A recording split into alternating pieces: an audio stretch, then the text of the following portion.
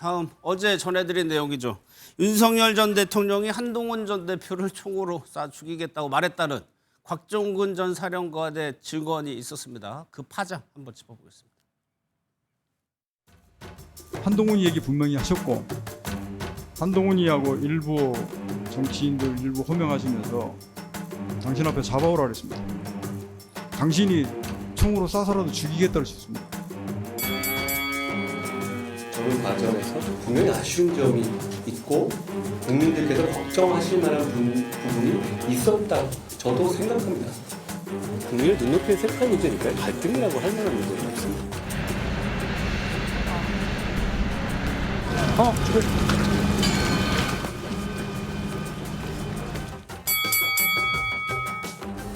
집권당의 비상대책위원장과 영부인이 사적인 방식으로 공적이고 정무적인 논의를 하는 것이 적절하지 않다고 생각합니다. 다양한 채널을 통해서 원활하게 소통하고 있고 당정 간에는 뭐 전혀 문제 없고.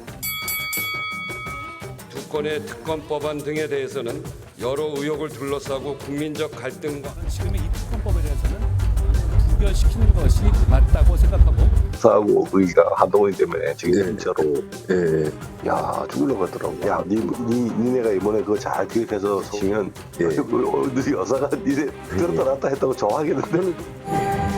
자랑스러운 우리 국민 전동들은 능동한 모습과 최첨단 국방과학 기술이 적용.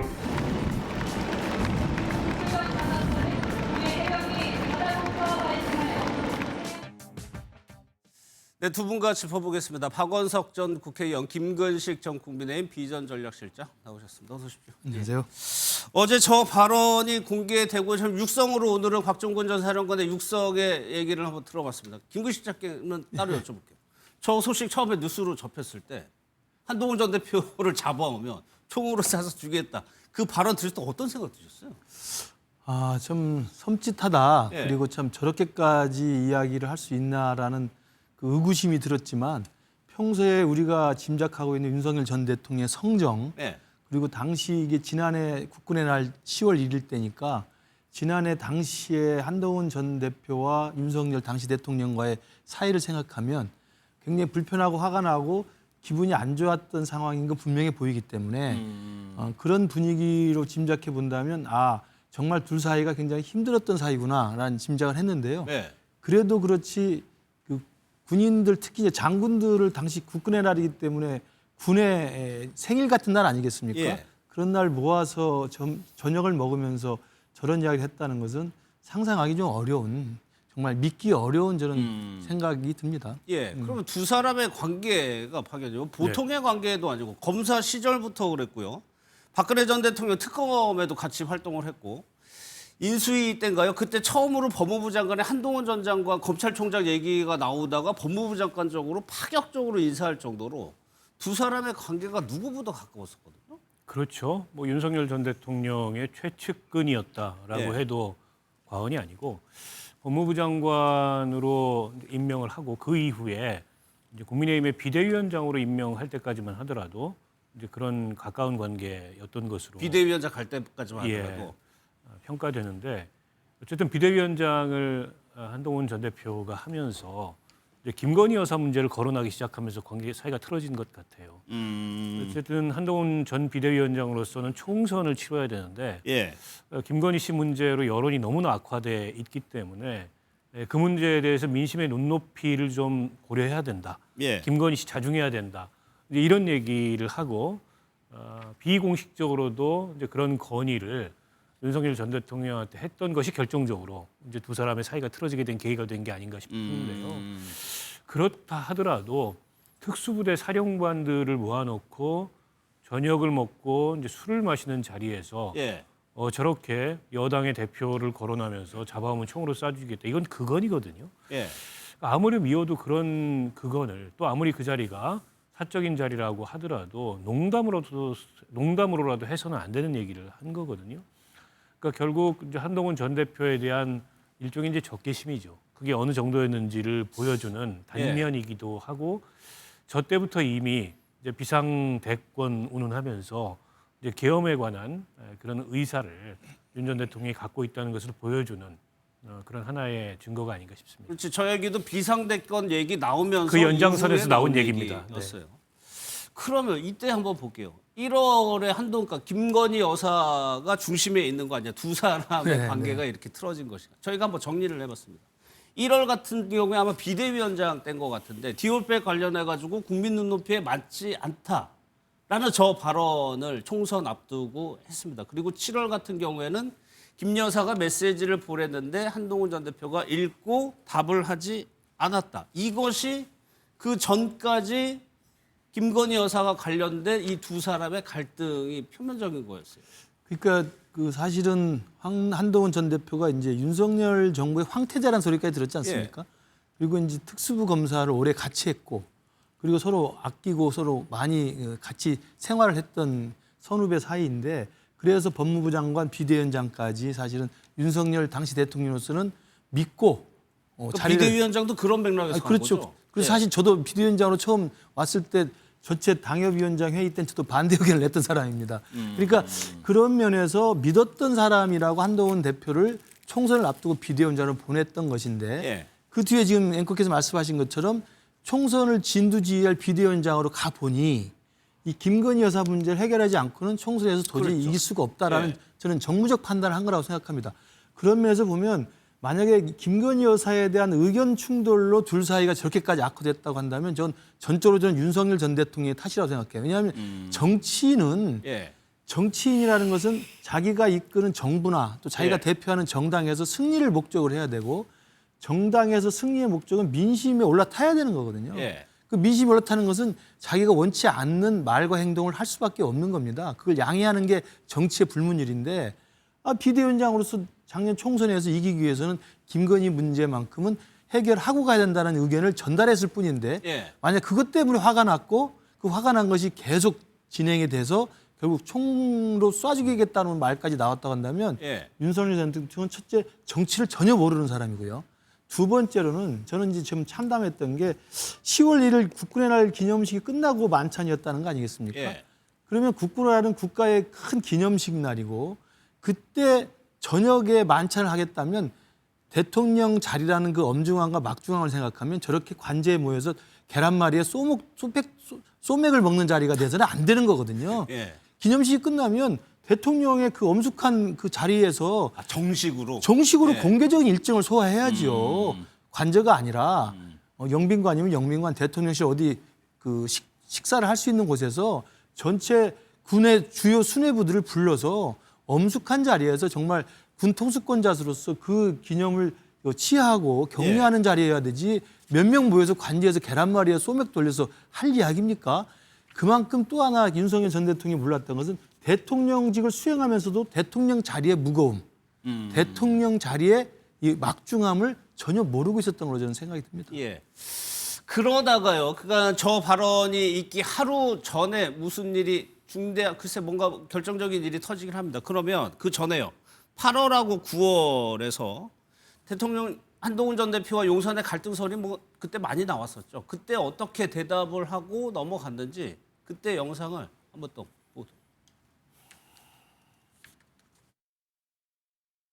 추가로 여기서 제가 개인적 소회를 말씀드리지는 않겠습니다. 그래요. 제가 거기 나오는 당사자로서 뭐 제 소회를 밝히는 게 지금 모두에게 도움되지 않을 것 같습니다. 참담하다는 마음 정도를 말씀드리죠. 한동훈 전 대표가 저 얘기를 듣고 SNS에 짧게 올리고 인터뷰 자리가 있었던 것 같습니다. 거기에 대해서도 그러니까는 길게 얘기 안 하고 딱 그 정도만 얘기하고 넘어가더라고요. 당사자이기 때문에 사실 그 이상 밝히기도 어렵죠. 왜냐하면 한동훈 대표와 윤석열 대통령 사이에 둘 사이의 관계는 수십 년 된 관계로 두 사람이 제일 잘 알지 않겠습니까? 그렇겠죠. 그리고 지난해 10월에 그 당시에 두 사람의 관계와 불편함 정도도 본인이 제일 잘 아는 거죠. 우리 같은 제3자가 얼마나 더 알겠습니까? 김대남 행정관이 알겠습니까? 윤석열 대통령과 당시 한동훈 당대표 사이의 관계는 둘이 제일 잘 느끼고 잘 알고 있는 상황인 것입니다. 그런데 어찌됐든 계엄이 터졌고 계엄의 와중에서 홍장원 당시 국정원 차장에 의하면 체포 명단에 들어가 있었고 탄핵을 찬성을 했고 한동훈 대표는 지금 배신자 프레임에 걸려 있고 그러는 와중에 대통령은 탄핵돼서 끌려가서 감옥에 있는데 10월 1일 날 만찬에 한동훈을 잡아오면 총으로 쏴 죽이겠다. 라는 말을 들었을 때 예. 그 당시 10월 1일에 한동훈 대표와 윤석열 대통령 사이에 둘 사이의 개인적 교감과 관계를 알고 있고 짐작한다 하더라도 공개적인 자리에서 그 이야기를 하는 건 적절하지 않죠. 정치적으로도 또는 인간적으로도. 앞으로도요? 그렇습니다. 저는 모르겠습니다. 뭐 한참 시일이 지나서 뭐 회고록을 쓴다면 그 당시 상황을 절절하게 표현할 수 있겠지만 예. 지금 상황에서는 한동훈 전 대표도 정치인이고 윤석열 전 대통령은 지금 탄핵에 대해서 구속이 된 상태에서 예. 저런 당시 10월 1일에 발언을 놓고 한동훈 대표가 구구절절히 이러쿵저러쿵 말하는 것 자체가 제가 볼 때 인간적으로도 정무적으로도 바람직하지 않다고 예. 생각합니다. 그 당사자이기 때문에 저희가 모르는 훨씬 많은 무언가가 네, 네. 있을 겁니다. 그래가지고 그 소외가 궁금한데 아무튼 그 전달이요. 무슨 일이 있었냐면 김대남 씨라고 전 선임 행정관의 녹취가 공개가 됩니다. 이 녹취의 핵심적인 내용은 뭐냐면 김건희 여사가 한동훈 전 대표 때문에 죽으려고 한다. 그러니까 한동훈 전 대표가 못마땅해가지고 불만이 아주 많다. 김 여사가. 주체가 김 여사예요. 네네. 그러다 보니까 이것이 윤 전 대통령에게 전이된 거 아니냐는 해석을 할 수 있어요. 근데 이제 9월 30일 날 공개된 김대남 씨의 저 녹취가 10월 1일 날 발언에 직접적인 배경이 됐다기보다도 어쨌든 한동훈 전 대표에 대한 불신이 누적되어 온 거죠. 예, 예. 사실은 총선 이후에 비대위원장에서 물러나고 전당대회가 열렸을 때 윤석열 전 대통령은 다른 후보의 당선을 기대했잖아요. 근데 이제 한동훈 그 전 대표가 다시 대표가 됐고 그 뒤로는 그 양측에서 계속 갈등설만이 커졌습니다. 특히 이제 한동훈 전 대표도 짧게 소회를 밝혔지만 예. 비통하고 참담하다는 얘기를 하면서 당시의 의정 갈등 문제나 김건희 씨 문제에 대해서 비공식적으로 어쨌든 대통령실에 이런저런 이 진언을 하던 예. 그런 시점이었다는 거지 않습니까? 그런 가운데 나온 저 발언은 상당히 누적된 그런 감정의 표현이라고 볼 수 그러니까 좀 쌓인 감정이죠. 그렇죠. 예. 오래된 이제 감정의 표현이라고 볼 수 있을 것 같고 어쩌면 그런 어떤 감정이 12월 3일 날 계엄 선포의 동기가 됐을 수도 있겠다라는 생각이 들고요. 그리고 이제 그 10월 1일 날 국군의 날인데 행사 끝나고 나서 모였던 그 군 관계자들을 보면 특수부대 사령관들입니다. 육군 참모총장이나 합참의장이나 군의 공식적 위계에 있는 이제 그런 어떤 장성들을 불러 모은 게 아니고 예. 특전사령관, 수방사령관, 방첩사령관 이렇게 어떻게 보면은 윤 대통령이 나름 공을 들여서 관리해 오던 그런 예. 군 사령관들을 모아놓고 그 자리에서 이제 비상대권을 언급하고 이제 저런 얘기를 했다는 건 어떻게 보면은 이제 계엄의 의사를 드러내서 예.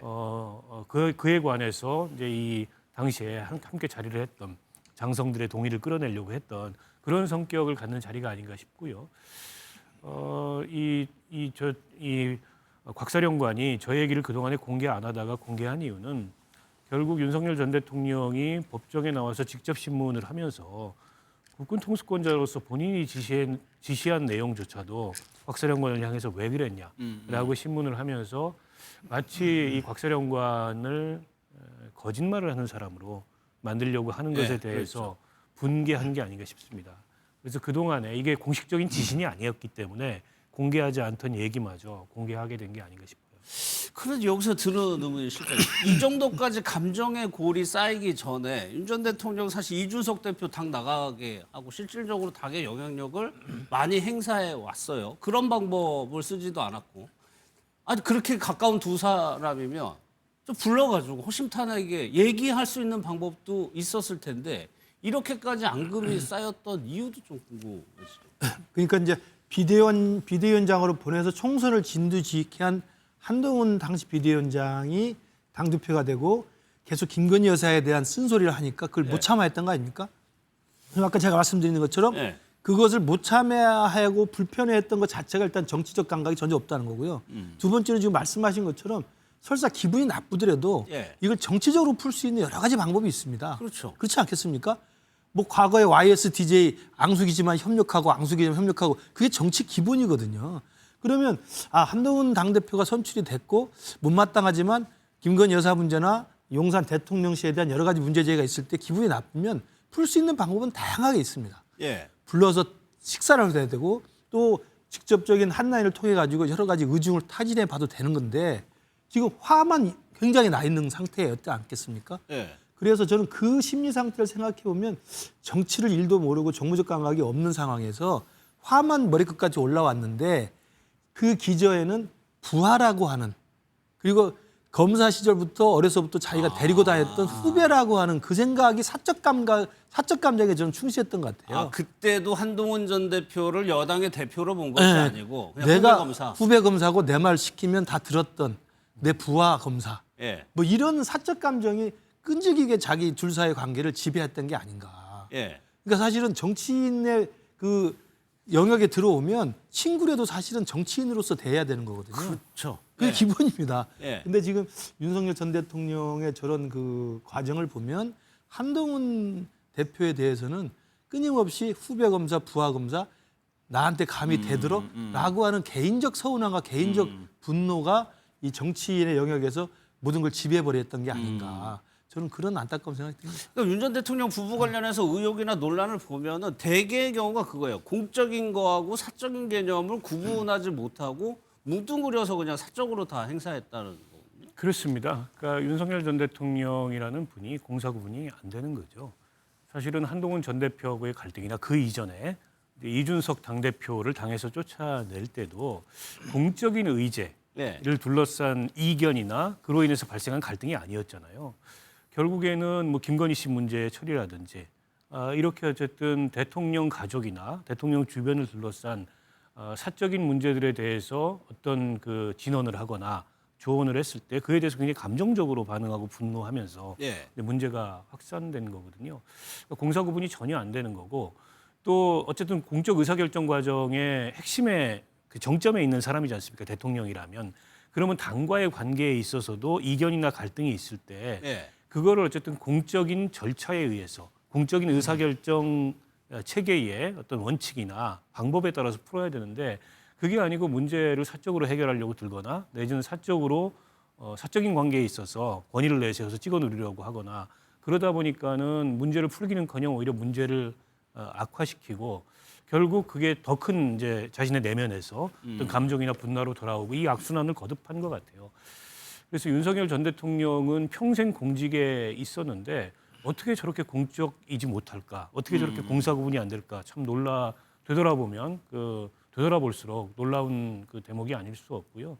결국 한동훈 전 대표와의 관계에 있어서도 그런 공사 구분이 전혀 안 됐고 앞서 우리 김근식 교수님 말씀하셨던 것처럼 이미 이제 당의 비대위원장으로 임명했거나 혹은 당의 대표가 됐다면 그 지위에 있는 공적 인물로서 존중해주고 그렇죠. 예. 그리고 나서 이제 갈등이든 이견이든 해소해야 되는데 과거 검찰 시절에 자기 부하로만 생각하고 사적으로 대하고 문제를 풀려고 하다 보니까 결국 저렇게 뭐 그건까지 예. 치닫는 그런 감정 상태에 스스로 휩싸인 게 아닌가 싶습니다. 예. 또 하나 그러니까 배신자 프레임을 얘기하면서 이제 지지자들이 얘기하는 것이 한동훈 전 대표가 과연 윤석열 전 대통령이 없었다면 이 자리까지 올 수 있었겠느냐 그런 얘기하시는 분들도 있어요. 그렇죠. 그러니까 한동훈 대표가 윤석열 대통령, 윤석열 정부의 덕으로 정치적으로 이렇게 성장했다는 것은 부인하기 어렵죠. 예. 그러니까 사실은 그런 그 은혜를 모르고 배신했다고 하는 그 배신자 프레임을 지난 대선 후보 경선 과정에서도 김문수 후보랑 한동훈 후보랑 토론회도 많이 나왔던 예. 이야기 아닙니까? 저는 그런 논리조차도 굉장히 비정치적인 저는 논리라고 생각합니다. 그러니까 개인 대 개인 사적 관계 속에서는 그런 이야기가 통할 수 있죠. 야 어떻게 너를 거뒀고 너를 키웠고 너에게 이렇게 도움을 줬는데 네가 어떻게 그럴 수 있느냐라는 개인 대 개인의 사적 관계에서는 그런 서운함을 표출할 수 있지만 예. 말씀하신 것처럼 이미 대통령이라는 공적 무거운 막중한 자리의 책임자이고 당 대표라는 그것도 자기가 임명한 게 아니라 당원들이 63%의 지지로 뽑아준 집권 여당의 당 대표라는 또 공적 지위거든요. 예. 그러면 그 둘 사이의 관계는 공적 지위 대 공적 책임자라고 하는 정치적 관계로서 서로 존중해 주는 자리가 돼야 됩니다. 근데 거기서 내가 너를 그렇게 안 봤는데 어떻게 나한테 그럴 수 있어 라고 하는 사적 개인적 서운함을 표출하는 것은 인간적으로는 그럴 수 있지만 예. 그것을 공적 서로 존중의 관계 속에서 그런 사적 감정이 개입돼서 예. 그 파탄시키는 것은 제가 볼 때 굉장히 비정책인 거라고 생각합니다. 예. 그래서 저는 김건희 여사 문제로 정말 둘 사이의 관계가 이렇게 흐트러지고 저렇게 극언까지 서슴지 않을 정도까지 됐다고 한다면 저는 전적으로 윤석열 전 대통령의 예. 정무적 감각의 미흡, 비정치적인 행위, 그리고 대통령 자리의 엄중함에 대한 인식의 부재, 저는 철저히 그 책임이라고 생각합니다. 근데 여기서 또 저희가 뭐 그냥 당연한 것처럼 얘기하는 부분이 한동훈 전 대표가 김건희 여사에 대해서 비판적인 시각을 가졌다고 한 것이 지금은 그것이 바로 윤석열 전 대통령에게 등치가 된다고 저희가 전제를 하고 있는 거잖아요. 그 정도로 윤 전 대통령이 글쎄 뭐 배우자 비판하고 욕하면 기분 나쁠 수 있죠. 이렇게까지 또 기분이 나빠했다는 건 또 뭐냐는 생각이 들거든요. 아니 저는 그 역시 공사구분의 문제라고 생각합니다. 네. 누구나 어쨌든 배우자에 대해서 사랑이 있죠. 때문에 배우자를 비판했을 때 그에 대해서 기분이 좋지 않을 수 있습니다. 그러나 이제 대통령은 국민이 선출한 공적 지위에 있는 국정의 최고 책임자고 배우자는 그냥 사인일 예. 뿐입니다. 때문에 배우자로 인해서 어쨌든 국정의 이슈가 되고 논란이 된다는 것 자체가 바람직하지 않은 일이고요. 그에 대해서 가까운 곳에서 이 조언을 하거나 비판을 하거나 진언을 하면 그 얘기를 잘 들어야죠. 그리고 뭐가 문제인지 뭘 바꿔야 되는지 내지는 비판이 과도하다면 그건 좀 부당하다. 예. 이렇게 이제 문제를 풀어야 되는데 그게 아니고 어쨌든 감정부터 이렇게 상하고 뭐 경노하고 그러면서 쓴소리는 전혀 듣지 않으려고 하는 그런 태도 때문에 이제 오늘날 스스로 자멸하는 이런 결과를 맞은 게 아닌가 싶은데요. 지금 보면 김건희 씨가 국정에 비정상적으로 개입한 여러 가지 논란들이 나오고 많죠. 있지 않습니까? 예. 앞으로 뭐가 더 나올지도 모르는 상황이고요. 그 상태에 이르도록 그 상황을 방치하고 악화시킨 책임이 다른 사람에게 아닌 윤석열 대통령에게 저는 있다고 생각합니다. 그러니까 가장 큰 책임은 윤석열 전 대통령에게 있는 겁니다. 예. 국민들은 김건희 씨를 선출하지 않았어요. 김건희 씨가 비정상적으로 국정에 개입하거나 인사에 개입하거나 공천에 개입하거나 이런 공적 의사결정에 개입할 수 있었던 건 결국엔 대통령 권력을 배경으로 한 건데 결국 윤석열 전 대통령이 그걸 용인했기 때문 아니겠습니까? 윤 전 예. 대통령이 그걸 용인하지 않고 차단하고 이제 그런 논란이 발생하지 않도록 했다면 오늘날 이런 상황이 왔겠습니까? 때문에 결국 그 대통령직을 맡기에는 공사구분이 전혀 안 되는 그런 부적절한, 부적합한 사람이 아니었나라는 생각밖에 들지 않습니다. 예. 뭐 이 내용이 이제 정치권까지 파장을 미치니까 국민의힘에서도 글쎄요 입장이라보다 의견을 좀 낸 것이 있는데 농담 아니었을까 하는 말이었습니다. 그 얘기 한번 들어보겠습니다. 어떤 정도로 구체성이 있고 실현 가능하냐는 또 다른 문제입니다. 우리가 친구들끼리 있다가도 이제 이런 종류 얘기 많이 합니다. 뭐 총 얘기는 안 하더라도 너 네. 진짜 죽는다 뭐 이런 얘기 있지 않습니까? 네. 그런 얘기는 왕왕하죠. 일단 대통령에서 밝힌 그 입장이 있기 때문에 그게 좀 더 힘을 싣고 사실관계 따져봐야 된다라고 저는 생각합니다. 사실 저 발언을 어떻게 해명하기 좀 쉽지는 않아 보여. 그러니까는 변호인단에서는 아예 그 말이 사실이 아니다라고 주장을 하고 있는데 농담인데 이건 박 의원님께 여쭤볼게요. 이게 친구 사이에서 이렇게 구체적으로 그것도 실질적으로 총을 가지고 있는 사람들을 대상으로 이렇게 농담하지는 않을 것 같아요. 근데 거기에 당사자인 그 친구는 없었잖아요. 그렇죠. 그 제3자들을 놓고서 죄를 잡아오면 내가 죽이겠다. 그 농담으로 할 얘기가 아니지 않습니까? 예. 더군다나 무슨 어린 아이들이 아니잖아요. 대통령이라는 공적 지위에 있고 군의 핵심적인 특수부대 사령관들이 모인 자리에서 그런 얘기를 했다는 건 단지 농담으로 넘어갈 수 없는 문제예요. 저거를 이제 국민의힘에 어떤 분이 얘기했는지 모르겠지만은 예. 저렇게 마치 뭐 아무 일도 아닌 것처럼 포장하려고 하는 것도 여전히 이제 사태의 심각성을 저는 호도하는 거라고 보고요. 저런 얘기를 하면 할수록 계속 국민의힘은 여전히 윤어게인에서 못 벗어나는구나. 이런 느낌만 국민들에게 저는 준다고 보고요. 예. 어떤 경우에도 저 발언이 정당화되거나 합리화되거나 혹은 축소되거나 이럴 수 없는 문제라고 생각해요. 예. 그러니까 대통령에게도 사적인 시간이 있습니다. 근데 대통령이 그 사적인 시간에 누구와 만났느냐, 어떤 얘기를 나누냐에 따라서 그건 사적인 시간이 아니에요. 근데 군 사령관들하고 만나서 시국 얘기하고 비상대권을 거론하면서 다른 사람도 아닌 여당 대표를 지칭해서 잡아오면 내가 총으로 쏴주겠다. 이게 어떻게 친구 사이에나 있을 수 있는 농담입니까?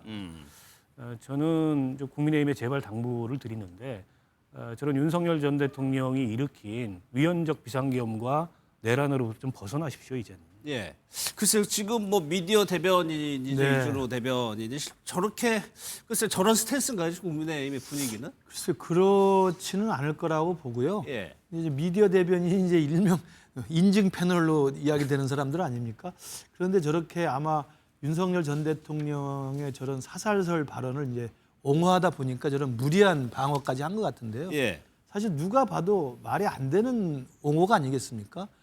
아 그러니까 친구조사에 너 죽을래? 이런 이야기는 친구조사에 할 수 있죠. 정말 막역한 사이에는. 할수 있죠. 예. 네, 그러나 그것이 대통령이 군사령관들과 만찬을 하는 과정에서 그리고 비상대권이라는 단어가 나와 있는 상황에서 그 자리에 없는 제3자, 특히 정치적으로 굉장히 이제 불편하다고 하는 그 제3자를 겨냥해서 사살하겠다는 이야기를 했던 것이 단순히 그냥 친구조사에 농담으로 하는 것이다라고 이야기를 하면 정말 이 사태의 엄중함을 국민의힘의 저 미디어 대변인이라는 사람도 모르고 지나쳤다고 생각이 들고요. 또 하나는 제가 계속 말씀드린 것처럼 윤석열 전 대통령의 뭐 계엄에 이르기까지 스스로 정말 자폭해버리는 상황까지 갔는데 예. 그동안에 이르는 과정을 보면 정치의 공과사를 구분하지 못했을 뿐만 아니라 정치적 어떤 해결과 정치적 솔루션에 대해서는 전혀 관심이 없었던 네. 철저하게 사적이고 개인적인 관계와 개인적 해법으로 문제를 풀려고 했던 게 일관됐고 그에 비해서 저는 이 상황에 더 납득이 안 되는 게 네. 한동훈 대표가 요때 김건희 여사와 관련된 사건을 건의하고 쓴소리를 했을 때는요. 두 개를 나눠서 했습니다. 투트랙으로. 그러니까 근데 김건희 특검법을 민주당이 밀어붙였을 때는 이게 대통령이 거부권 행사해서 다시 제2에 붙이잖아요. 제2에 붙일 때는 한동훈 당시 대표는 부결 당론을 정했었어요. 그렇죠. 왜냐하면 예. 공식적이고 공개적인 자리에서는 김건희를 보호하려는 당의 입장을 그대로 따랐고 수용을 했고 예. 그러나 비공개적이고 비공식적인 자리에서는 지금 이랬다가는 안 됩니다. 호미로 막을 걸 나중에 가래로도 못 막습니다. 라는 심정으로 계속 건의를 했던 겁니다. 예. 의정 갈등, 특별감찰관, 그다음에 김건희 여사 문제, 그다음에 김건희 여사 주위의 간신들 문제 이런 것들을 비공개 루트를 통해서 계속 건의를 했던 거거든요. 그러니까 공개적인 방식에서는 민주당의 특검법이라는 강행 절차에 대해서도 계속 부결이라고 하는 당론을 수용하면서 일사불란한 대우를 갖췄고 예. 그러나 당대표로서 또 개인적인 또 막역한 관계가 있기 때문에 윤석열 대통령을 믿고 이래서는 안 된다고 하는 계속 건의를 했던 건 그런 상황이었거든요. 예. 그런 상황인데도 불구하고 저렇게까지 정말 참지 못하고 그걸 했다는 것은 예. 윤 전 대통령이 정말 정치를 1도 모르는 사람이었다는 생각이 다시 듭니다. 그러니까 한 전 대표가 직접 본인의 SNS에 그 즈음에 내가 비공개로 대통령실과 어떤 일을 했는지 그 세 가지를 본인 SNS에 올려놨습니다. 여기 보면은 세 가지. 김건희 여사 비선 단속과 특별감찰관 임명을 비공개로 요청했다. 공식적으로는 특검법에 대해서 반대를 하고 있지만 물밑에서는 이 정도 수준의 얘기를 하고 있었는데 저런 답을 들었다는 의미인 것 같습니다. 또 하나 저 발언이 조금 의미가 있는 대목이 지금까지 윤 전 대통령 측에서는 계엄의 이유를 뭐 민주당의 뭐 일방 독주 이거를 견제하고 알려주기 위해서 국민들에게 했다고 하는데 여기 한동훈 전 대표가 들어가는 순간 이거는 본인에 반대하는 사람들을 제압하기 위해서 계엄을 한 거 아니냐고 해석이 될 수가 있는 거거든요. 그렇죠. 뭐 계몽령이라고 본인들은 주장을 합니다만 이제 계몽 목적으로 어쨌든 위헌적인 계엄을 선포한다는 것 자체가 말이 안 되는 예. 데다가 이제 계엄의 동기가 무엇이었는지를 이제 특검 수사가 마무리가 되면 밝혀지긴 할 텐데요. 결국 저렇게 공사 구분이 안 되는 국정 운영의 가운데 자신에게 반대하는 이제 모든 세력을 심지어는 여당의 구성원들까지 예. 일종의 이제 적으로 취급하는 그런 어떤 감정 상태에서 일으킨 내란이 아닌가 싶고요. 때문에 야당의 지나친 국정 운영의 발목 잡기 내지는 반대로 인해서 이제 국정이 비정상적인 상황으로 작동하기 때문에 계엄을 일으켰다는 것은 그건 뭐 어불성설이고요. 예. 야당의 반대로 뭐 국회에서 법이 통과 안 되고 한다고 하지만 대통령 거부권을 또 무제한적으로 행사하면서 국회에서 통과된 법마저도 무시했던 이제 그런 어떤 본인의 이제 헌법적 수단이라고 윤 전 대통령이 지금 주장했습니다만 그런 행위도 있잖아요. 예. 그런 측면에서 봤을 때 결국 그 10월 1일 날 저 모임에서 나온 그 발언 또 모임 당시의 분위기 이거는 이제 이미 그때부터 어쨌든 비상계엄에 관한 그런 또 의도를 가지고서 저렇게 자신이 통제할 수 있는 범위 내에 있다고 생각되는 장군들에게 자신의 생각을 좀 이식하기 위한 그런 성격의 모임이 아니었나 싶고요. 어쨌든 당시에 그 모임 상황을 술자리였음에도 불구하고 예. 곽종근 사령관이 굉장히 세세하게 기억을 하고 있어요. 예. 구체적입니다. 예. 일부러 지어내서 얘기하기 어려운 얘기고 그에 대해서 뭐 변호인단을 통해 사실이 아니라고 얘기했지만 막상 법정에서의 신문 상황에서는 저 얘기까지 나오니까 더 이상 말을 못 했잖아요. 그런 걸로 봤을 때 뭐 곽종근 사령관이 지어낸 얘기가 아니고 비단 뭐 한동훈 그 대표에 대한 그것만이 아니고 비상대권을 이제 거론한 거나 이런 것도 당시 분위기를 보여주는 뭐 간접적인 그런 증거들이라고 볼 수 있겠죠. 예.